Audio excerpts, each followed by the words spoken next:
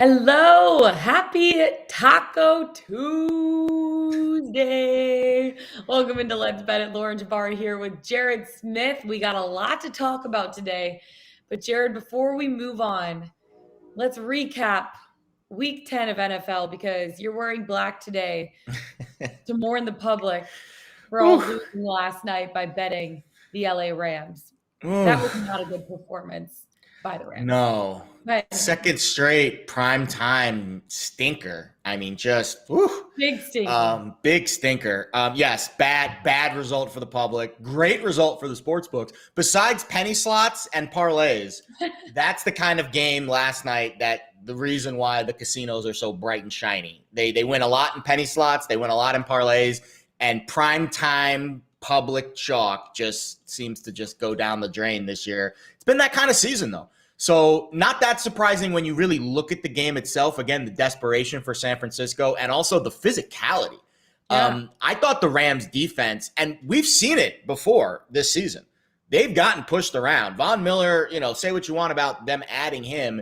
He didn't look that great last night. I saw some clips of George Kittle just pancaking him on a few plays. But the Rams defense. That verb. Yeah, it's a good verb. But the Rams defense got pushed around last night, and that's the issue. I think the Rams offense will be okay. Stafford made some throws. They got to get the timing down with Odell. Some drops by Higbee and Jefferson. I think that'll get cleaned up. But the defense is the bigger concern for me going forward. I think the Rams are not as tough as they maybe look on paper right now. They got to get a little bit, got to get a little starch in those T-shirts before they head down the stretch of the season because they got pushed around last night. Peyton and Eli were the only saving grace for me. Oh, so great. That was keeping me smiling during the game. Otherwise, I was just sitting there. How great was Phil Mickelson? Oh, so good. First of all, Phil Mickelson is just one of the – I want to have a beer with Phil Mickelson. 100%. He's one of those and play around a golf, frankly. But he probably – This guy is so – do you follow him on Twitter? He's hilarious. Yeah, he's very outward about his opinions. I'll say that. He's hilarious. He just doesn't care. He's going to be a great commentator one day. Whenever he decides to stop playing golf professionally, he's going to be a tremendous commentator. I know. Oh, Phil Mickelson. That was great. He's just great. That Peyton Eli show, it's great. That's the only thing that kind of kept me sane. Giants-Bucks next week, too. Eli calling another Giants game with Peyton and Tom Brady. It's going to be awesome. I love that. And hopefully the Bucks can bounce back in that one. They need a win bad. All right, speaking of, we have a lot to talk about today. We got our early bird specials every single Tuesday. Bacon, eggs, and college football picks heading into week 12. We also have Pete Jensen coming on from the NHL Fantasy on Ice podcast, talk a little ice picks, and then futures bets that we've made and that he sees throughout the season so far. NCAA basketball. We're like 2.5 weeks, 2 weeks, 1 week. Yeah, like 10 days. It's 10 days. Wow, time is flying by. I feel like it's already been 2 weeks. Yeah, every team's played about 2 or 3 games so far. Yeah. I'll be honest, and we'll talk about it next week. Next week, feast week, Thanksgiving week is a really good college basketball week. But we'll get you set this week. We'll set the table for Thanksgiving week. I love that. The fact that Thanksgiving is already next week. I know. It's crazy. It's crazy. It's absolutely crazy. I cannot wait for some mashed potatoes and turkey. It's but mostly the mashed potatoes. Those are my favorite. Of course. Are you a sweet potatoes girl? No, just regular. Just regular mashed. Regular homemade. When you make your plate, can anything touch, or is it all together in one mishmash? So Thanksgiving, I think everything mixes kind of well together, but I still have little compartments. Big thing for me, breakfast foods. Sausage, eggs, bacon have to be separated from any sort of I thought you were going to say sausage, egg, bacon on Thanksgiving meal. I was like, wait, where are you going with this? Where are you going with this, LJ? Sausage, egg, and bacon, any of that, bread have to be separated from any sort of syrup. The people that mix that together, eggs that's a deal breaker for me. It's not even a red flag. You know what I mean? Are you the same? I mean, it's not a deal breaker for me, but yes, I would prefer my bacon, egg, and cheese to be a separate entity, and then the sweet breakfast, like pancakes and waffles, is kind of its own little species over on the other side. It has its own plate. Sure. Okay, good. I'm glad we're on this, Jared. I'm glad we're on the same page for this. Well, we are. Getting to picks now. Early bird specials now that I'm starving and I can't wait to eat some bacon after this. Early birds heading into week 12. Well, who are you looking at? There's some big games heading into this weekend. So last week I laid a bunch of chalk during the early birds, but they all covered. And it's like the opposite of the NFL where it's been all dogs this season. Yeah. And this week, it's funny. It's like I have one chalk game on my card, and then the rest of it's all underdogs. So who knows? Maybe it'll work out this week. Maybe it won't. These are the games that are standing out to me early. I love Ohio State. I think Ohio State, besides Georgia, has been the most impressive looking team for me this year. They have, if there is a team that I think matches up well with Georgia, I think it's this Ohio State. I think Ohio State, let's just leave it at this. They have the best offense in the country, period, hands down, end of story. They have the most talented quarterback, I think, in CJ Stroud, who has had this, he has shown this ability to just put the ball in the right spot on countless occasions. And I think they've got, hands down, maybe the best wide receiver group of all time in college football. They have Chris Olave. The first couple weeks, people were writing articles like, is CJ Stroud the answer for this Ohio State team? Do you remember that? He's like 19 years old. Let's give the kid a chance to like grow into the offense. And now everyone's like on the bandwagon. I think if you gave out the Heisman today, I think I'd give it to Stroud. Totally. And I think if they blow out Michigan State this week and they take Kenneth Walker out of the mix, I think that's going to be the final nail in the coffin. Granted, I know they still have to play Michigan in 2 weeks, but I think we all know how that game's going to play out. Final nail in the coffin. Let's just leave it at this. If they're favored by – wait, is that game in Columbus? It game's in Ann Arbor, right? It's in Ann Arbor. So they won't be favored by more than they're favored this week against Michigan State. But it'll be close. There'll be 2 touchdown favorites, I think, in that game against Michigan. This week, they're 18.5-point favorites against Michigan State. And I know that sounds crazy because they're separated by like 2 or 3 spots in the rankings. But again, I just think the Buckeyes are head and shoulders better than Sparty. And I think they're going to show it on Saturday. So we're going to lay a big number with Ohio State. The other 2 games I like are – I actually like a lot of games this week. I had trouble narrowing the list down for early birds. But I'm going to take a chance on Iowa State here. Okay. So they're at Oklahoma, and Oklahoma looked washed last week. They look like they've got some quarterback issues. They don't really know. Like, I know Caleb Williams looked really good, but he didn't look good against a good defense. He didn't look good against Kansas. He's had some moments where he's looked bad. And I think Iowa State's defense is going to be I think they're better than Baylor's defense is. And I think Iowa State's defense is going to give Oklahoma problems this week. I already saw this line down to 3.5.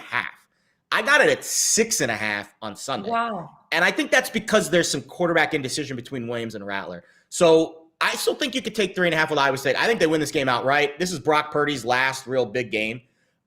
He's a senior. He's played Oklahoma really tough. Iowa State's kept all of the games with Oklahoma that Brock Purdy has played in within 6 points, including an outright win last year. So I think Iowa State's going to keep this one close, if not beat Oklahoma outright. And I think I'm going to take 3.5 with Florida State, too. They are at Boston College. And, man, this quarterback, Travis, has looked really good for Florida State. He hasn't thrown a pick in like 4 weeks.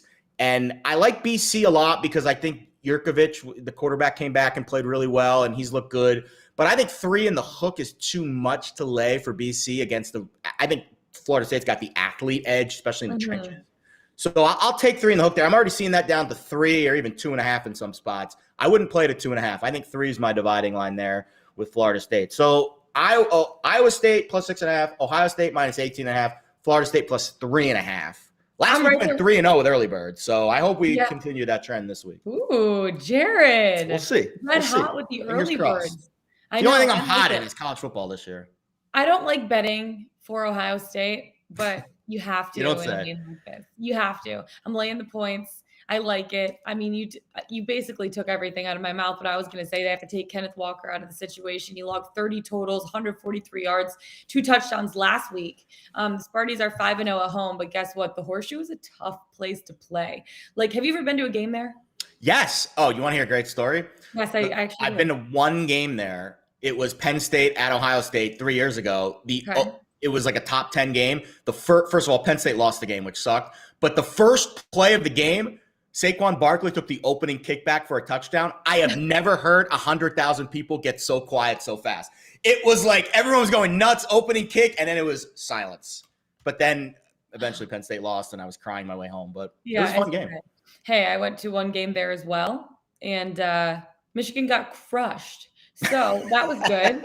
And every single sign around the campus and around the arena, anywhere there's the letter M in a Oh, yeah, sign, they cross it people out. put X's over it. They don't single like X. you guys very much. They didn't mind Penn State as much. It's not as big of a rivalry. They don't like you very much. Yeah, I know. So, but I mean, you look at Ohio State, and they're just one of those teams that's like amazing. Their offense is ranked first in the nation, 550 total yards per game. That's a lot. And season high 624 last week. That's like all right, I think, if you look at it. But they lead the CJ nation Stroud, in yards per play. That's my favorite stat. I mean, they're the best offense in the country. I don't think there's any it's wild. doubt about And then it. you look at Ohio State, they're 4-2 against the spread when favored by 18.5 or more this season. 4-2. Love that. I mean, it's Great nugget by unreal. Justin. Yeah, OSU has averaged 47 points per game in games versus Big Ten opponents, and MSU has allowed only 23 points per game to Big Ten opponents, 31 though in the last 3 games. So I think their defense has looked a little shaky. I did have that in my notes too, that Michigan State's defense has given up some big numbers the last few weeks. Yeah. Heisman odds, CJ Stroud is the favorite at plus 150. Kenneth Walker is at plus 450. So guess what? 2 Heisman Trophy candidates right here. Stroud's going to win the award this week, I think. I'm not big on Bryce Young. He hasn't he hasn't had that Heisman game. Yeah. You know? I feel like to win the Heisman, you have to have at least one of those games. He's just been really steady, and he's got the best team in the country around him. Whereas Stroud, I think now he has the best receiving group in the country, but he's had 4. What do I have in my notes? He has 3 5-touchdown games this year. 3 games of 5 touchdowns. That's unreal. I have to say something about Michigan. So I'm betting them again this week. I feel like it's not a week unless I bet them. That's all I have to say. It's a day that ends in Y. You betting on Michigan? Is it a day that ends in Y? Yes, I am betting for my Michigan Wolverines. I mean, I have to. At this point, they still have a good chance of making the college football playoff. And then they have Ohio State on Turkey Day or Turkey weekend. And it's going to be a really exciting game. I think we've only beaten Ohio State like 1 out of the last 16 tries, but you know what I mean? Well, at least you've been alive for one of the wins. I know. That's good. It's really sad. It's really sad. But you know what? I was a Notre Dame fan. I don't think it's going to be this year, unfortunately. So it's okay. I'm really sorry to say. But I think this is going to be a good confidence building game against Maryland. You know, you look at what the Wolverines, they've won 2 since they got trounced by Michigan State, which they shouldn't have because they were up by so much at halftime. But Kenneth Walker did what Kenneth Walker does. Sorry about your loss last week, Jared. Michigan scratched out 21-17 win, 2.5-point favorites last week they were, and they showed why. At the Terrapins, hope the 3rd time is a charm as they look to win the 6th game and qualify for a bowl. I don't know if that's going to happen this week. They only have 5 losses, right? See, that's that. Speaking of that, that's a trend. I actually sent that note to one of my buddies this week. Really? The next 2 weeks, a great way to cap college football. Teams that are on 6 losses, because when you lose your 7th, I think we've talked about this before, maybe last week. When you lose your 7th, that's it. You're done. Yeah. So the 7th loss is a big handicap in college football. So any team that's on 6 losses, make sure you are confident if you're fading them this week, because they will give you that extra oomph, because they don't want to not play in a bowl game. Maryland has had a pretty tough stretch to the schedule. Losses to Michigan State, lost to your Penn State, and lost this weekend coming up to Michigan. But I have Michigan laying 14.5. Michigan's 8-2 against the spread this season, 4-1 when favored by 14.5 points or more. It's actually pretty crazy that both Michigan and Ohio State have such good numbers against the spread with such a big spread. Maryland allows 31 points per game. Michigan 5-1 against the spread and straight up when scoring more than 31 points. So you just got to get over that 31 mark. I have a good feeling about Michigan in this one. Taking my Wolverines. Go blue. The guy, 97, Aiden Hutchinson, unbelievable. I think him and I think his name is Devereaux, the kid from Oregon. This might be the first. I don't know if this is true. Maybe Justin or Jack can look this up. I don't think we've ever had a draft where we've had 2 defensive ends picked first and second. I think it might be the Oregon kid and the Michigan kid 1-2 in the draft this year. Yeah. Should be interesting. We'll see when we get to April. All right. We can't end a Tuesday without your dumpster dive picks. So quickly, give us who you got before we bring in our guy Pete. Well, Old Dominion is the bet of the week, I think, in the dumpster dive world. Let's So go. speaking of teams that are on 6 losses, Old Dominion started the season 1-6, and they were left for dead.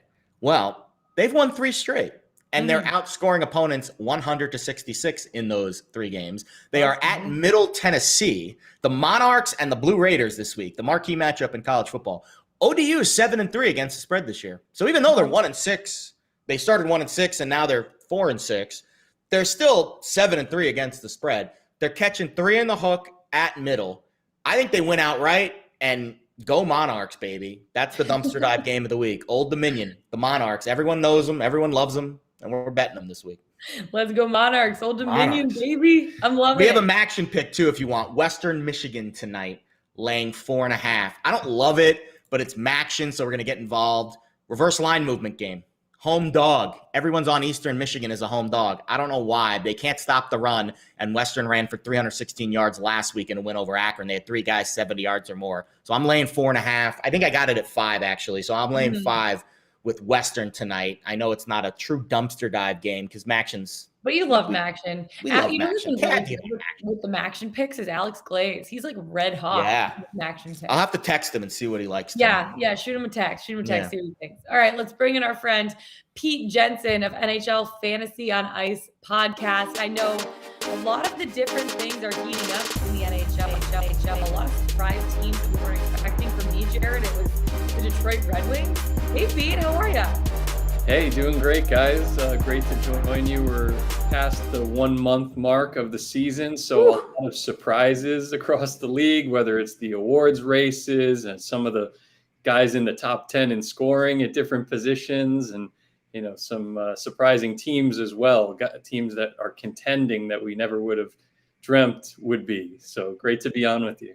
Like the Red Wings are up there, and I know like in the Calder Trophy race right now, Lucas Raymond is leading the way. I think that's a big reason, right? Why the Red Wings have 8 wins so far in the season, and they're exceeding expectations, especially what I thought at the beginning of the season. We always look for teams that maybe could surprise, that have multiple rookies. And 2 of those teams have been really surprising, like the Anaheim Ducks and, of course, the Detroit Red Wings. But the Red Wings have been the team with the rookie star power, with Lucas Raymond, like you said, leading all rookies in points. Also, Mo Seider, the defenseman, only 20 years old. This kid looks like he's going to be the next like Victor Hedman. It looks like it's going to be Adam Fox and Mo Seider for many years to come, maybe in the Norris Trophy races, maybe even as early as this season. You never can underestimate the power of a rookie in taking an original 6 team from non-playoff to playoff team. I mean, Adam Fox won it last year, and the Rangers didn't even make the playoffs. Yeah. He won the Norris Trophy in his 2nd season. So I think that opens up a lot of possibilities for new rookies or even second-year players to get in on that mix pretty much immediately here and now. We mentioned the Rangers.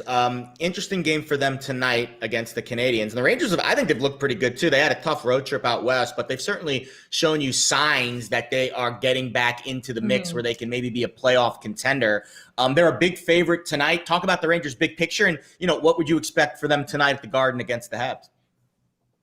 Well, the Habs have been a big disappointment this year. Obviously, Carey Price hasn't been with the team. Yeah. Cole Caulfield sent down to the AHL, a bunch of injuries. Now even their backup goalie, Jake Allen, is banged up. So and they've come back to, the regular division. They haven't been in that easier Canadian division. They've been back in the Atlantic with a couple of really strong teams and not many playoff spots up for grabs. So slow start for them. So the Rangers have been pretty good home team so far. They struggled on that West Coast road trip, but the Rangers, I mean, how many teams out there can you say have 4+ elite players? Yeah. Maybe Tampa Bay, even after the Kucherov injury, but that's what the Rangers have. They have Zibanejad on one line, Panarin on another line, Adam Fox, reigning Norris Trophy winner, and then an absolute workhorse stud goalie, Igor Shesterkin, that has to be, at least to this point, we'll see if he can keep this up. He has to be in the Vezina Trophy race, maybe even a dark horse Hart Trophy candidate if he can continue to shoulder this heavy of a workload and put that team on his back. It's interesting because the Rangers have all that star power, but it feels like their defense hasn't let them down, but they've been, they're young.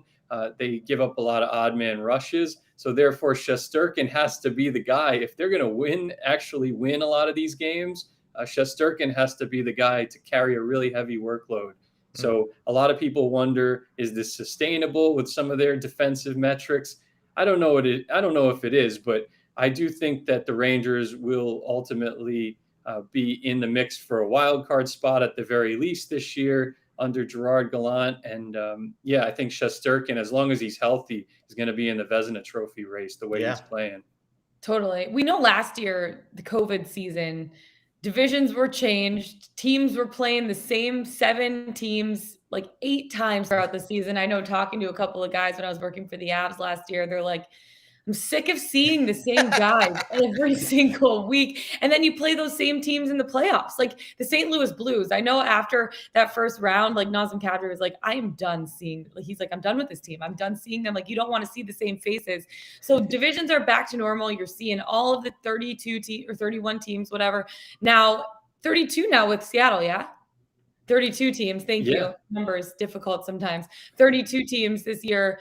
And new faces, new cities, new leagues, new arenas. How has that benefited some teams, but then also like been a hindrance to other teams? Like you mentioned, the Habs obviously not having the strongest start now that they're not just playing the Canadian teams. Yeah, the Habs are probably the example of how it could hurt a team in addition to all those other things that I was mentioned have gone wrong for them. Also, a big thing for Montreal is like Shea Weber is out for the whole season and he may not ever play again. And we all know how important Shea Weber has been from a leadership standpoint to all the teams he's played for in his career.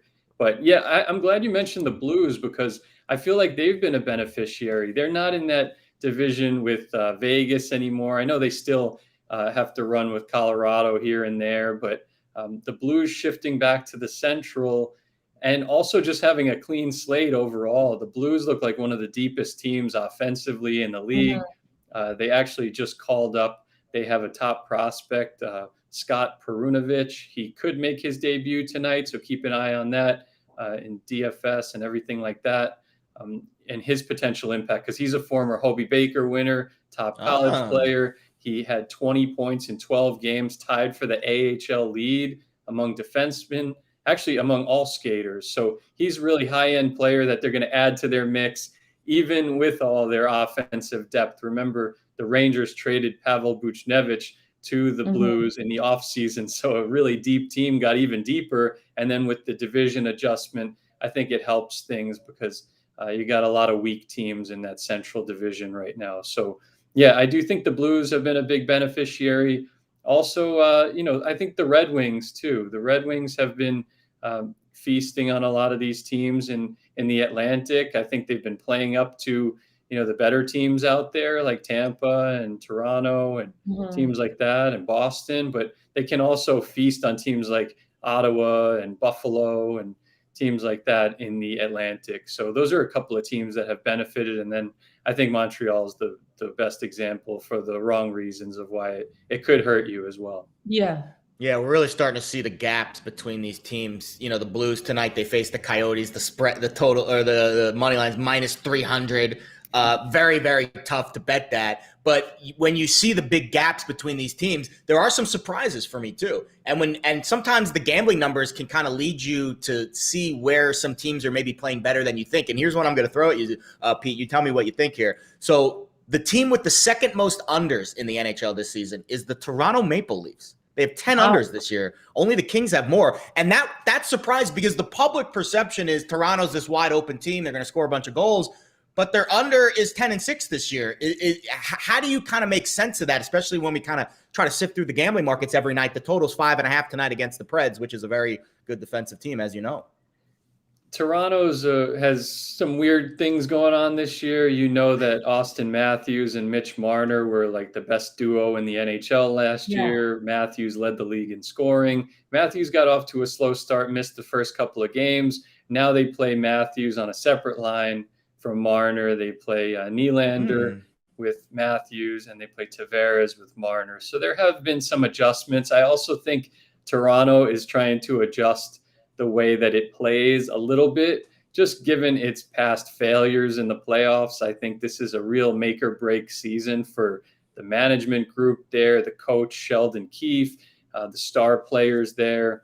Obviously, they have a new goalie in Peter Mrazek, but he's injured. So it's kind of been Jack Campbell so far. And he's a really stingy goalie. He's like a top 10 goalie in the league this year. So if Campbell's keeping the games low scoring, and then all of a sudden, maybe that offense has some kinks to work out, maybe that could explain things a little bit. But yeah, like you said, Toronto plays run and gun with the best teams in the league on a nightly basis. And maybe that scale will eventually tilt back to what we've known over the course of time this regular season. Another team that I kind of want to look at too is a team like Vegas, who got off to a pretty slow start. I mean, so did the Avs. Got off to a slow start too. Now they're on a 2-game win streak. Vegas on a 3-game win streak. What can we expect from teams like Vegas and the Avs this season? And with Vegas, like, how much better is a guy like Jack Eichel going to make them when he returns from injury? Right, so Eichel had that first-time surgery for an NHL player, the disc replacement in his neck. Sounds like it went well last Friday. So he's looking at least probably a 3-month timetable from the rumblings of things. Of course, it's a neck injury, so it's serious, and you don't know how quickly he would be able to make a full recovery. But they do expect the full recovery, which is a good thing.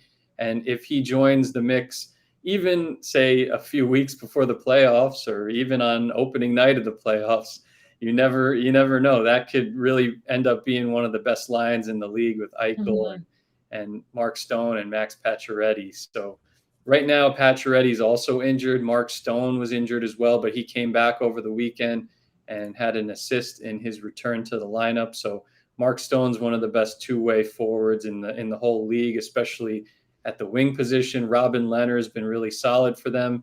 And their defense is strong come playoff time. So I do think that this Eichel thing could put the Golden Knights over the top, right? We've been saying all these years. They were so close for like 3 years in a row. Yeah, three of their first 4 seasons, they've made the Final Four, and you could really pinpoint their weakness. Like, they couldn't put the puck in the net when they had 40-plus shots in a game. They didn't have an elite number 1 center. Now, if Eichel comes back, they have that to fill that gap. So it's exciting from their standpoint. Vegas, baby. I've been on Vegas. I feel like we've been on Vegas like 2 straight years, Pete. We just can't get them across the finish line. Maybe this is the year. Fascinating game tonight out west. Ducks, Caps. The Ducks are like the hottest team in hockey. I don't know where they're coming from. They've won 7 straight. They've scored 3 goals in 11 straight games, and their offense was not something that I was expecting. It's crazy. Meanwhile, the Caps, also pretty hot. I'm seeing a little bit of sharp movement on the Ducks as a home dog tonight. Do you think Anaheim can pull off an upset and beat the Caps with all that firepower in Washington? They definitely can. I mean, I think Washington, when you look at their lineup, it's been amazing how good that top line has been. I was talking top duos in the league. Nobody has been better. I know there's McDavid and Draisaitl in Edmonton doing their usual thing, but I think Kuznetsov and Ovechkin has been just as good of a duo as those guys very quietly. So they're returning to their past elite form from the years that the Caps went deep in the playoffs. The one year that they won the Cup, Washington, Kuznetsov and Ovechkin were the 2 leading scorers in the whole playoffs. So they have that capability. So I do think it's a little bit different animal than what Anaheim has seen so far. But what I was saying about Washington is they are without Nicholas Backstrom, they're without TJ Oshie, and without Anthony Mantha, who's out indefinitely. So they are kind of depleted, and the Ducks are a really deep team. They have 6 players, including 2 defensemen with 10-plus points already. So I think not many people, even if you've been observing from a distance of what's going on in Anaheim,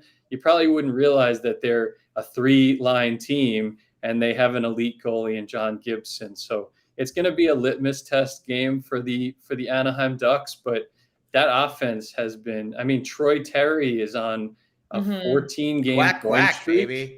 14-game point streak for a guy that probably wasn't drafted in most fantasy leagues coming into the season. So that just shows you what has gone on and what has evolved here in Anaheim so far. There's so many duck references. Ugly ducklings. They're not ugly ducklings this year. Fly together. There you go. There's so many. It's like the puns write themselves, Pete. They're having a great season out there, though. It's been awesome to watch. That's actually, I think that's their hashtag, fly together. Yeah, of course. Lean into it. Come on. They've got 3 movies on Disney about them. If you're the Ducks, you can't not have that. Of course. As your motto, right? You just can't not. Pete, when you look at the slate tonight, who do you have as one or two of your best bets heading into tonight?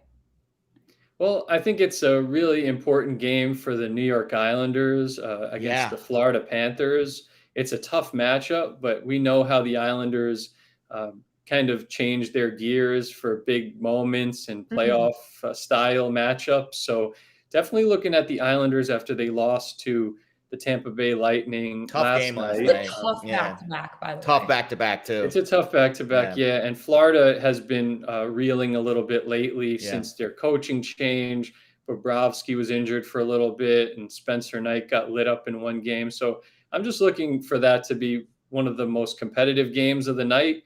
And then certainly from the Islanders' standpoint, despite all these things that have gone wrong during their 13-game road trip to start the season, they're going to be playing their first home game at their new arena on Saturday. So this could be a real momentum shift for them. Yeah. They win this game, despite all that has gone wrong. They could say, they survived this road trip and go back home with a lot of momentum for their season opener and debut of the new barn. So did they come home at all?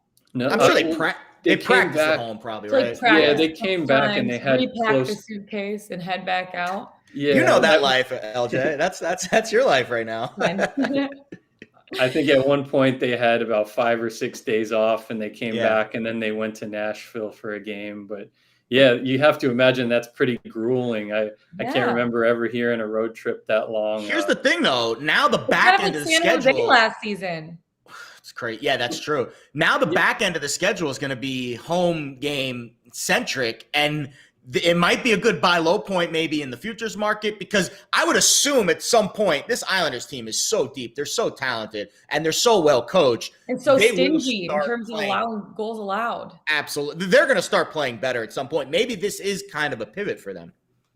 Yeah, and I would expect them to. They have more cap space than they did last year. Last year, the only reason they were able to make that trade was because Anders Lee got injured. But they have freed up some big contracts that were not doing much from the past couple of years. So they have some room to make a move before the deadline to boost their cup chances. That's the thing about the Islanders, right? We know their ceiling is getting to the Final Four or maybe even the Cup final. And they're 2 years in a row. Through. Yeah, they've been They've been right to the edge, just like Vegas. They've been right to the edge. Right. So if you're going to say that the Islanders are one of the 5 or 10 most likely teams to win the cup, then certainly they may be at their low point right now and about to turn the corner. So it could be something that we look back at as this game tonight being the turning point of their season if they could knock off one of the best teams in the league in Florida. Great stuff, Pete. Always a pleasure having you on the show. Final thoughts before we wrap up with you, what to look for heading into the next month of the season. I mean, it's going to be interesting to see because we have, of course, the Olympic break and the holiday season and the All-Star game in between. So I think that some of these trends are going to correct themselves. Like we might not see Buffalo still in contention. We might not see a team like the Sharks in contention a month from now. We'll see. I mean, the Sharks have that Evander Kane situation looming. We don't know if he's going to join the team when his suspension ends. So just some things to look out for there. But I do think the California teams, even the LA Kings, 7-0-1 in their past 8 games. I mean, who was coming into this season thinking that any of those California teams was going to be a legitimate contender? I did have the LA Kings as a wild card pick, but I was not full confidence at all in that team. And then when they lost Drew Doughty, it was like, how is this team? This team is not equipped to recover. But I think we've seen a lot of these teams out there tap into their prospect pools earlier than expected and have seen some nice results. Even the New Jersey Devils are playing really well right now without Jack Hughes. They have tapped into some young prospects, and this kid Dawson Mercer is like bursting onto the scene. He's third in rookie scoring behind those guys we mentioned earlier, Raymond and Sider from Detroit. So I think there are some young kids out there taking advantage of some bigger roles because there have been a lot of injuries, a lot of COVID protocol situations, and some surprise teams out there because of what they've been building in the prospect cupboard. Pete, it's always a pleasure having you on. Thanks so much. Pete Jensen from NHL Fantasy on Ice podcast. You love to see it. Jared, I want to get into our ice picks tonight. Yeah. You have a pretty exciting parlay? No, not a parlay. I mean, maybe if you want a parlay, you can. I wouldn't recommend it. I would just play it straight up. So, first of all, tremendous stuff from Pete. I think it's important when you're betting hockey every night to step back at some point and look at big picture. The point he made about the Islanders, yes, they played 13 straight road games to start the season. That means that they only have 41 minus 13, 28. I mean, they only have 28 more road games to end the season. 29. And 40, 28. 28. 41 and 41, God, right? I'm so they bad play at 82 math. games. You're way better. You're really bad at math. That's okay. 28 road games and 41 home games over the next 3.5, 4 months. This is a buy low point for the Isles. So that is a futures market looking, buy low tasty nugget that I'm going to probably snack on at some point. So if you like the Isles tonight, maybe put a little sprinkle on them in the futures market as well. I love the Rangers tonight. We'll get to it a little bit more in PODs, so I won't, beat a dead horse there. But I do think the Rangers have a good result tonight. I'm on 2 totals as well. I talked to Pete about, we talked about the Leafs being this weird defensive team this year with 10 unders. Well, tonight they face a Preds team that is also a very under, muck it up kind of team with a great netminder. And so I think that's a good under spot. I saw some movement from 6 to 5.5. I'll play the under 5.5, and I also am going to play the over with the Caps and the Ducks. I got it at 5.5 on MGM. So Rangers, Caps, Ducks over, Leafs, Preds under. 3 picks. Yeah, I like it. I also have the Leafs puck line plus 126 tonight. I know you're saying they're under hits a lot, though they started the season 2-4-1. They've gone 8-1 since then. I have a really good feeling they're going to win by 2 or more goals tonight. They're on fire right now. They have the beautiful quartet of Tavares, Matthews, Marner, Nylander, and I think that they're going to produce tonight against the Preds at home, on home ice, in front of a home crowd. All right. NCAA basketball, we talked about it. We're like 10 days into the season, and we're not giving out necessarily picks today on the show, but Jared, in terms of trends and what to look for, and we're only 2-3 games in, but when you look at the slate of all the teams and the games that you've watched so far, who are some of the best teams so far at this early stage? So according to our friend Ken Pomeroy, Gonzaga and Michigan are the 2 best teams in college basketball. And you're going to hear, Michigan. I hate to say it, but after Penn State got and a football school, apparently. I think you're a better basketball school at this point than football school, but that's just my humble opinion. I love Juwan Howard, by the way. He's a tremendous coach. And I was skeptical on that hire to begin with, but man, he's getting some kids to play and come to Ann Arbor. But I think when we look at the college basketball markets, so sharp movement, overnight movement is very prevalent in college basketball. Remember I shared that story with you with one of the bookmakers that I talked to when I was first starting out in this business 3 years ago, that the college basketball early season games keep the bookmakers up at night. That means if you wake up in the morning and you see a line move 2 or 3 points, it ain't Johnny Q Public betting these games. It is smart people out in Vegas that know these teams. That's where I lean on when I'm trying to detect market movement early on in the season. I am very confident in tailing that movement and not worried about giving up a point, or I'm willing to pay for information to give up a point on the line to know that this is where the sharps, or, this is the smart money's on these games. In terms of statistics, there's 3 that I look at exclusively when I am capping college basketball. They're all on Ken Palm's website. They are all very laid out, very nice and neat for you, and they are very helpful, especially with the more data that we get. Adjusted offense, adjusted defense, and adjusted tempo. That's fancy words for points per 100 possessions, points allowed per 100 possessions, and total possessions in a 40-minute game. So the tempo, obviously, the higher the tempo, overs. The lower the tempo, unders. The slowest tempo in college basketball this year, and since, Coach Bennett has been the head coach in Charlottesville, the Virginia Cavaliers. They are always the slowest team. Wow, that actually is very surprising. It shouldn't be, because they're basically a molasses. They're the molasses you put on your pancakes every morning. That's their offense. Defensively, it's really tough at this point to really gauge who are good defensive teams, because so many teams are playing the gap in talent between Michigan, whoever, some Southwest Missouri State team. It's hard to really gauge the data that we're getting at this point, but we're getting some marquee matchups. So my advice to everyone is look at the line movement, trust the line movement, especially early in the season, and try to consume as much of those 3 data points as you can when you're digesting these games. Tonight, actually, I like Virginia tonight. They're getting 8.5 at Houston, and I think they keep that game close. So that's the one play that I would recommend tonight. I would take 8 points with the Cavaliers. They're coming off a loss. They actually lost to Navy earlier this year, which was really weird.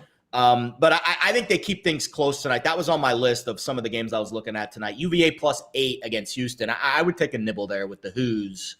Yeah, I like it. So look at adjusted offense, adjusted defense, and adjusted tempo when betting college basketball, especially at these beginning stages, because we don't really have much sample size to work with so far this season. And there is such a discrepancy in talent. Like, a team like Mount St. Mary's taking on Kentucky, or a team like Gardner-Webb taking on Duke. Like, it's not really close. So you're betting these spreads that are so big. It's good to know, Jared. Thank you for that little inside nougat. I appreciate it. That little nougat.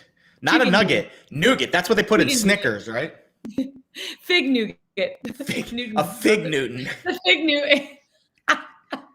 Okay. On that note, I'm going to move on to our play of the day and the Pickswise 3-star play of the day. Jared, what do you have for us? Do you want to hear something hilarious, actually? Yes. And I promise you, I do not look at the 3-star plays of the day until we're about to tape the show, because sometimes they get put on late. I gave you 3 picks tonight in hockey. Rangers, the under in Preds, not all Leafs, 3. The over in Ducks, Caps. All 3 of those are 3-star plays of the day on the site. I swear.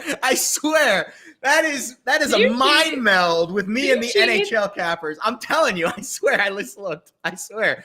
Connor Grutenice has the Rangers money line. Austin Heflin has the under in Preds Leafs, and Chadwick Wetzel has the over in Caps Ducks. So you know what that means? Just listen to Jared. That's what we're saying. The joke was I was texting Jack the night that I picked the Rangers against the Panthers. I'm like, am I a hockey sharp now? Maybe I am. I don't know. Maybe I am. So let's just roll with those 3 picks. Rangers, Leafs, Preds under, Caps, Ducks over. Boom, booking. I like it. I know. I look at the best bets of the day, and my best bet is actually the Rangers money line. Love it. As well. So you know what? Maybe I'm a hockey sharp too. You are. We're all hockey sharps. But I'm gonna.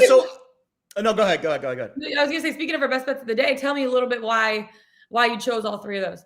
So, I'll leave the 3-star plays. You guys look at the 3-star plays on the site. My Rangers pick is slightly different than what's on the site. And I'll give you the reason why I like it in this. It's almost like, having your martini either dirty or dry. There's ways to play it that are different. All the way. Of course. I'm not surprised by that at all. Mm-hmm. So instead of just betting the Rangers on the money line, which is about 65, 75 cents, I'm going to play the 3-way money line, and that means that they have to win in regulation. I'm only going to lay 10 cents. Basically, it's like playing the puck line instead of the money line. You get to save a little bit of value, but they don't have to win by 2 goals. They only have to win by 1 goal, but they have to do it in regulation.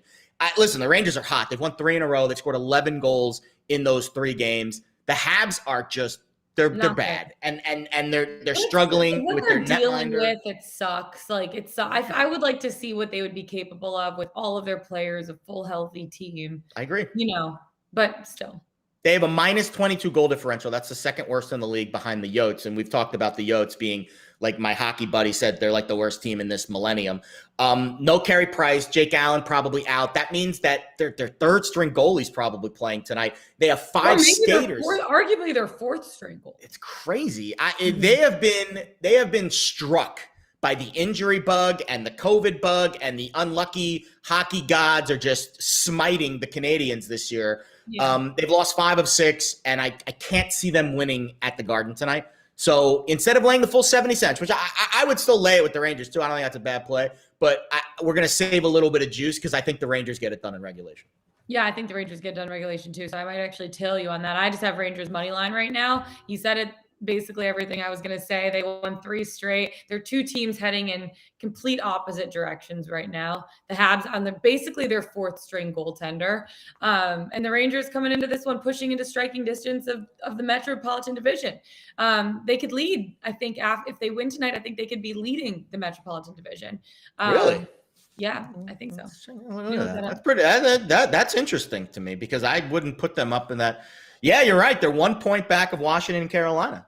Now, Carolina and Washington do play tonight, so they could also win. They could also win. But if Washington and Carolina lose and the Rangers win, yes, they will be the first place team in the division tomorrow. Yeah, I think New York earns their 4th straight win, and they prevail here in a big way over the Montreal Canadiens, the Habs. I feel sad for the Habs, but it's a tough year. But you know what? Think about the great. I mean, it was like if you're a Habs fan, would you have traded the Stanley Cup run last year for what's happening this year? I know they didn't win the Stanley Cup, but they got to the final. Yeah. Maybe. I don't know. Actually, I don't think I would have. I would have wanted to go to the Stanley Cup final. It sucked that it was a COVID year and not many people could actually be in the building, and it wasn't rocking. It was actually the dichotomy between the two, like going down to Amalie Arena and seeing like packed, 100% capacity, packed, loud. Florida for you. And then in Canada, there was like 2,000 people at the game, like 2,500 people. It was just crazy. But all right, tell me about your other picks. That's it for me. I'm just on the Rangers, and okay. I'll give out the Maction pick again. Western Michigan laying 4.5 tonight. I got it at 5. I think it closes probably at 6. It's a reverse line movement game, and it's like the classic reverse line movement game because it's a public home underdog in national TV primetime, Maction. But the line's moving in Western's favor. So it's the battle of the mitten, but not the good mitten teams, the bad mitten teams. Western and East. Battle of the bad mitten teams. The battle of the bad mittens, Western and Eastern. So all the action's on Eastern, but the line's moving towards Western. And we talked about Eastern's inability to stop the run and Western's coming off of that huge game where they had 3 guys go for 70 yards. Sean Tyler had 140 and a touch last week. He's the guy who's going to probably be the workhorse for the Bronx tonight. And listen, I think Western wins this game by 2 scores, and I think laying 5 is a good number. It's going to be a good one, Jared. Always fun with you on our Taco Tuesday early bird specials. You love to see it. All right, that's it for us today. Find us on the Pickswise YouTube channel. Go to pickswise.com. Make sure to download the app, like, subscribe, comment, so you're tuning in every single day, 10 a.m., 7 days a week. You don't ever want to miss it because you get to see our faces every single day. Your face. They tolerate me, but they really come for you. I think that they tolerate me too, to be honest with you. All right, for Jared Smith, I'm Lauren Jabara. Best of luck tonight, you guys. We'll see you tomorrow. Let's get it.